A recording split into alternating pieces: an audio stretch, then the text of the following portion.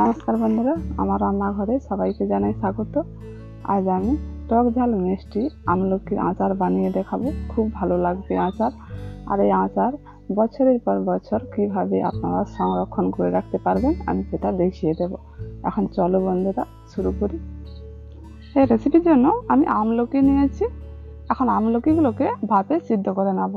তার জন্য উনুনটা জ্বালিয়ে আমি এখন পাত্রের মধ্যে জলটা বসিয়ে দিয়েছি। ফুটো করা পাত্র নিয়েছি, এর মধ্যে এখন আমলকিগুলো দিয়ে ভালো করে সিদ্ধ করে নেব। এখন আমলকিগুলো এর মধ্যে দিয়ে দিচ্ছি, দিয়ে এখন ঢাকাটা দিয়ে দিচ্ছি।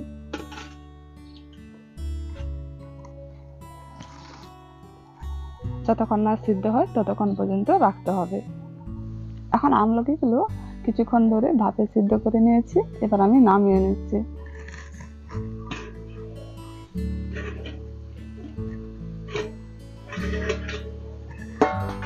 এখন খুব সুন্দর সিদ্ধ হয়ে গেছে, এবার আমি নামিয়ে নিচ্ছি।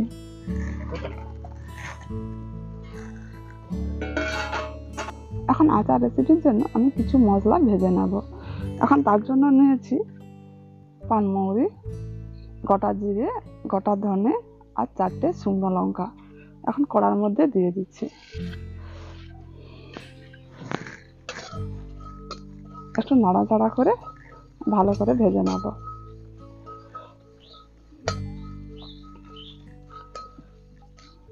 এখন মশলাগুলো একটু ভাজা হয়ে গেছে, এবার দিয়ে দিচ্ছি অল্প করে মেথি। মেথিটা একটু হালকা করে ভেজে নিতে হবে, তার জন্য আমি মেথিগুলো লাস্টে দিয়ে একটু হালকা করে ভেজে নেব।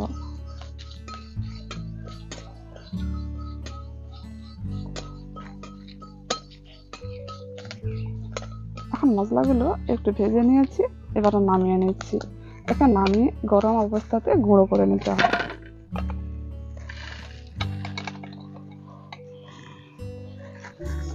এখন আমলকিগুলো ঠান্ডা হয়ে গেছে, এবার আমি ছাড়িয়ে নিচ্ছি।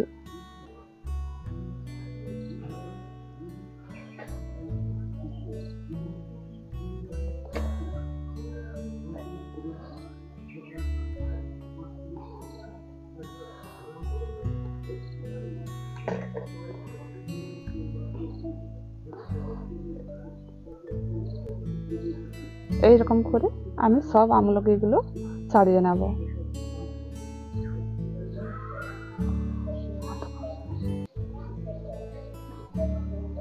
এখন সব বীজগুলো ছাড়িয়ে নিয়েছি, এবার আমি আচারটা বানিয়ে নেব। এখন কড়াটা বসিয়ে দিয়েছি, ওই কড়াতে এখন দিয়ে দিচ্ছি সরষের তেল। এখন তেলটা গরম হয়ে গেছে, ওর মধ্যে অল্প করে কালো জিরে দিয়ে দিচ্ছি। কালো জিরেটা একটু ভেজে নেব। এখন কালো জিরেটা একটু ভাজা হয়ে গেছে, এবার এর মধ্যে দিয়ে দিচ্ছি আমলকিগুলোকে একটু হালকা করে ভেজে নেব।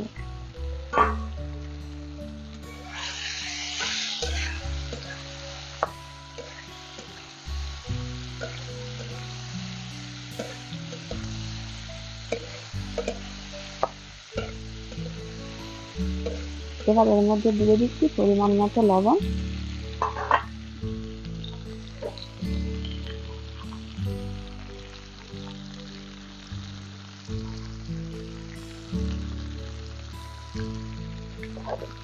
আর দিয়ে দিচ্ছি বিট লবণ 1 চামচ।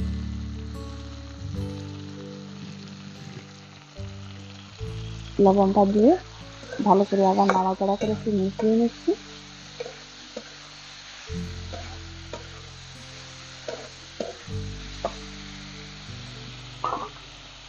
এবার দিয়ে দিচ্ছি চিনি।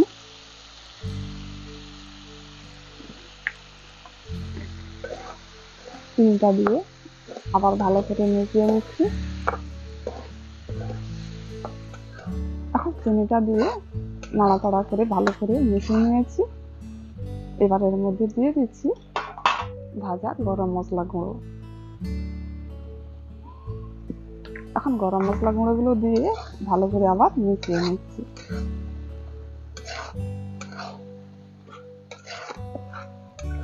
এখন হালকা আছে সবকিছু উপকরণ দিয়ে বেশ ভালো করে মিশিয়ে নিয়েছি। এখন আমলকি আচারটা পুরোপুরি আমার তৈরি হয়ে গেছে। এবার আমি নামিয়ে নিচ্ছি।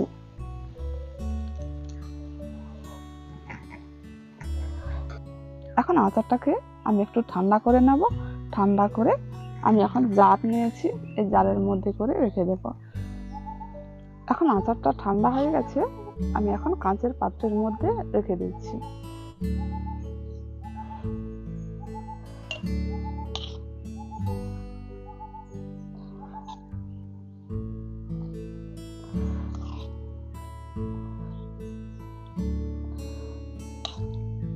আর বন্ধুরা, আপনারা এইভাবে আমলকির আচার বাড়িতে বসে বানাবেন, খুব সহজেই বানাতে পারবেন। আর এই আচারটাকে মাঝে মাঝে রোদে দিয়ে রাখতে হবে, তাহলে কিন্তু অনেক দিন ধরে থাকবে আর খুব ভালো লাগবে। আর আমলকি কিন্তু খুব শরীরের পক্ষে উপকারী। আশা করি আপনাদেরও খুব ভালো লাগবে। আর যদি ভালো লেগে থাকে একটি কমেন্ট করে জানাবেন। আর এতক্ষণ ভিডিওটি দেখার জন্য অনেক অনেক ধন্যবাদ।